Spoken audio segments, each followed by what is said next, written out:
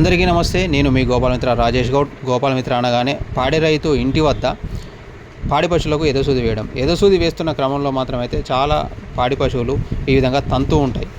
తనినప్పుడైతే గోపాలమిత్రులము ఎన్నో ప్రమాదాలకు గురి అయిన సందర్భాలు ఉన్నాయి.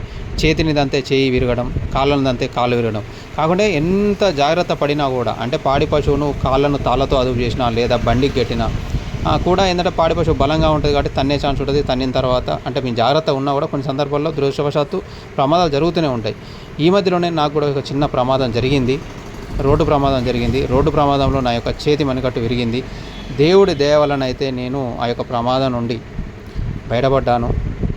నా యొక్క యూట్యూబ్ సబ్స్క్రైబర్స్ మరియు ఇన్స్టాగ్రామ్ ఫాలోవర్స్ నన్ను ఎప్పుడూ ఒకే మాటతో దీవించేది, మీరు ఎప్పుడు చల్లగా ఉండాలి, మూగజీవాల సేవలో ఇదే విధంగా ఉండాలని దీవించేది. మీ యొక్క దీవెనలే ఈరోజు నాకు అడ్డుపడ్డాయని నేను అనుకుంటున్నా. మీ అందరికీ వేల వేల కృతజ్ఞతలు, ధన్యవాదాలు.